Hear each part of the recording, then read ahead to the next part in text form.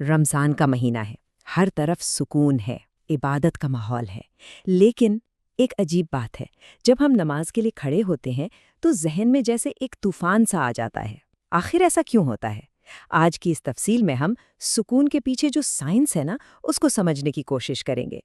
ذرا سوچیں، پورا دن روزہ رکھا، ہر ٹیمپٹیشن سے، ہر خواہش سے لڑتے رہے، اور پھر جب سکون کی تلاش میں نماز میں کھڑے ہوئے تو دماغ ہر طرف بھاگنے لگا۔ عجیب سی کشمکش ہے نا؟ اور یہی وہ سوال ہے جو ہم میں سے ہر ایک کے ذہن میں کبھی نہ کبھی ضرور آتا ہے، اور اکثر اس کے ساتھ ایک شرمندگی کا احساس بھی جڑا ہوتا ہے۔ آخر اللہ پر فوکس کرنا اتنا مشکل کیوں ہو جاتا ہے؟ تو اس کا جواب شاید وہ نہیں جو ہم سوچتے ہیں۔ یہ صرف کوئی روحانی کمزوری نہیں ہے، اصل میں یہ ایک نیورولوجیکل کنڈیشننگ ہے، ہمارے دماغ کی ایک عادت بن چکی ہے۔ لیکن اچھی خبر یہ ہے کہ عادتیں بدلی جا سکتی ہیں، اور رمضان سے بہتر موقع اس عادت کو بدلنے کا اور کیا ہو سکتا ہے؟ تو چلیے اس مسئلے کی تھوڑی گہرائی میں اترتے ہیں۔ نماز میں بھٹکتا ہوا ذہن یہ اصل میں ایک اٹینشن فریگمنٹیشن کرائسس ہے، ایک ایسا بحران جس کا سامنا ہم سب کو ہے۔ آج کل نماز میں اکثر یہی مشکلات پیش آتی ہیں۔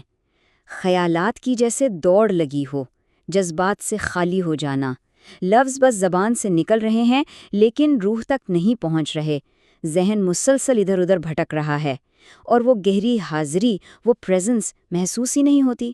ہم اللہ کے سامنے کھڑے تو ہوتے ہیں لیکن ذہنی طور پر کہیں اور ہی ہوتے ہیں۔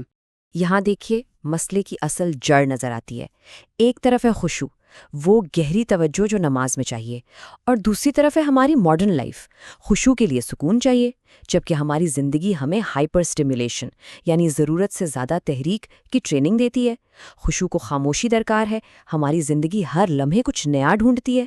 نماز مسلسل توجہ مانگتی ہے، لیکن ہمارا دماغ چھوٹی چھوٹی مائکرو سٹیمولیشنز کا عادی ہو چکا ہے۔ تو ہوتا یہ ہے کہ جب ہم نماز کے سکون میں کھڑے ہوتے ہیں تو ہمارا عادی دماغ گھبرا جاتا ہے۔ تو اس بھٹکنے کے پیچھے سائنس کیا ہے؟ آئیے دماغ کی ان عادتوں کو سمجھتے ہیں۔ دیکھیں، ہمارے دماغ کے اندر نا ایک نیٹ ورک ہے جسے کہتے ہیں ڈیفالٹ موڈ نیٹ ورک یا DMN۔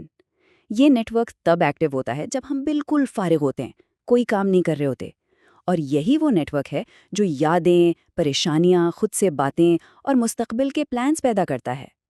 اب سوچئے، دماغ سارا دن مصروف رہا اور اچانک نماز میں اسے خاموشی ملی تو یہ DMN فوراً جاگ اٹھتا ہے اور ہمارے شعور کو خیالات کے سیلاب سے بھر دیتا ہے۔ اس میں ایک اور اہم کردار ہے ڈوپامین کا۔ ڈوپامین صرف خوشی نہیں بلکہ ہماری توجہ کو بھی کنٹرول کرتا ہے۔ کانسٹنٹ سکرولنگ، نوٹیفیکیشنز، یہ سب ہماری ڈوپامین لیول کو غیر مستحکم کر دیتے ہیں۔ اس سے ہوتا یہ ہے کہ لمبے عرصے تک ایک چیز پر فوکس کرنے کی صلاحیت کمزور ہو جاتی ہے۔ روزہ اس ڈوپامین کو آرام دیتا ہے، مستحکم کرتا ہے، لیکن اگر ہم رات میں بھی اسکرین سے چپکے رہیں تو دماغ کو ریسٹ ہونے کا موقع ہی نہیں ملتا۔ پھر ہے ہمارے دماغ کا پری فرنٹل کارٹیکس۔ یہ حصہ ہماری حاضری، ہماری پریزنس کے لیے ذمہ دار ہے۔ جب ہم سٹریس میں، جلد بازی میں نماز شروع کر دیتے ہیں تو یہ حصہ ٹھیک سے ایکٹیویٹ ہی نہیں ہو پاتا۔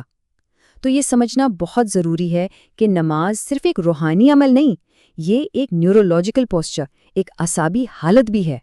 تو اب جب ہم نے دماغ کی اس سائنس کو سمجھ لیا ہے، آئیے دیکھتے ہیں کہ ہماری 1400 سال پرانی حکمت اس مسئلے کو کیسے حل کرتی ہے، اور آپ دیکھیں گے کہ دین اور سائنس میں کوئی ٹکراؤ نہیں ہے بلکہ ایک خوبصورت ہم آہنگی ہے۔ بسم اللہ الرحمن الرحیم۔ قد افلح المؤمنون الذین هم فی صلاتہم خاشعون۔ اللہ تعالیٰ سورہ المؤمنون آیت 1 اور 2 میں فرماتا ہے، یقیناً فلاح پا گئے وہ مومنین جو اپنی نمازوں میں خشوع اختیار کرتے ہیں۔ یہاں غور کرنے کی بات ہے، کامیابی کو سیدھا نماز میں توجہ سے جوڑا گیا ہے۔ سورہ البقرہ آیت 238 میں ارشاد ہے، حافظوا علی الصلوات، اپنی نمازوں کی حفاظت کرو۔ یہاں حفاظت کا مطلب صرف وقت پر پڑھنا نہیں ہے، بلکہ اپنی اندرونی کیفیت کی، اپنی توجہ کی حفاظت کرنا بھی ہے۔ اور سورہ العنکبوت آیت 45 میں فرمایا، ان الصلاۃ تنہا عن الفحشاء والمنکر، بے شک نماز بے حیائی اور برائی کاموں سے روکتی ہے۔ تو اگر نماز ہمارے کردار کو نہیں بدل رہی تو اس کا مطلب ہے کہ اس میں روحانی حاضری کی یعنی خشوع کی کمی ہے۔ خشوع ہی وہ انگریڈینٹ ہے جو نماز کو ایک ٹرانسفارمیٹیو ایکسپیرینس بناتا ہے۔ اور پھر ہمارے پیارے نبی محمد صلی اللہ علیہ وسلم نے فرمایا، ایسی نماز پڑھو گویا تم اسے دیکھ رہے ہو، اور اگر تم اسے نہیں دیکھ سکتے تو یہ جانو کہ وہ تمہیں دیکھ رہا ہے۔ یہ ہے احسان کا درجہ، یہ اللہ کی حاضری کا شعوری احساس ہے، اور یہی توجہ کی سب سے بڑی مشق ہے۔ تو اب آتے ہیں عملی اقدامات کی طرف۔ یہ رہا سکون حاصل کرنے کے لیے ایک 5 مرحلے کا خشوع ریسیٹ پروٹوکول۔ سب سے پہلا قدم دا پری صلاح پاز، نماز سے پہلے کا وقفہ۔ اللہ اکبر کہنے سے پہلے صرف 60 سیکنڈ کے لیے بالکل خاموش کھڑے ہو جائیں اور گہرے سانس لیں۔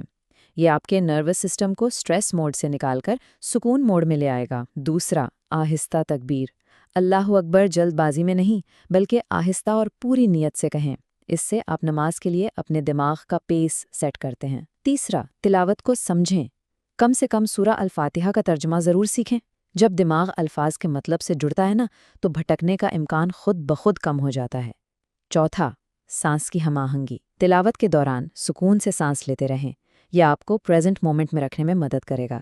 اور پانچواں، جو بہت ضروری ہے، رات کی اوور سٹیمیولیشن کم کریں۔ رات کو سونے سے پہلے گھنٹوں تک سکرولنگ آپ کے اگلے دن کے خشوع کو تباہ کر سکتی ہے۔ اپنے ڈوپامین سسٹم کو ریسیٹ ہونے کا موقع دیں۔ تو آئیے اب اس سب کو سمیٹتے ہیں۔ ری وائر، ری الائن، رائز۔ نئے سرے سے تعمیر، ہم آہنگی اور بلندی، یہی ہے ہماری بصیرت اور آگے کا راستہ۔ اس پوری گفتگو کا سب سے اہم سبق شاید یہی ہے، نماز میں دھیان کا بھٹکنا ایمان کی کمی نہیں، یہ اعصابی سکون یعنی نیورولوجیکل سٹلنس کی کمی ہے۔ بس اس ایک جملے کو سمجھ لینے سے اپنے اوپر سے شرمندگی اور مایوسی کا بوجھ اتر جاتا ہے۔ یاد رکھیں، خشوع کوئی اتفاقی روحانی تحفہ نہیں ہے، یہ ٹرینڈ اٹینشن ہے، تربیت یافتہ توجہ۔ ہر وہ نماز جس میں دھیان بھٹکے وہ ناکامی نہیں ہے، وہ دراصل ایک مشق ہے، بہتر ہونے کا ایک موقع ہے۔ تو اس رمضان اپنے دماغ کے کنیکشنز کو نئے سرے سے تعمیر کریں، اپنی روح کو اللہ کے حکم سے ہم آہنگ کریں اور اپنی عبادت میں ایک نئی بلندی حاصل کریں۔ اس پیغام کو پسند کریں، اسے دوسروں تک پہنچائیں اور مزید ایسی معلومات کے لیے ہمیں سبسکرائب کریں۔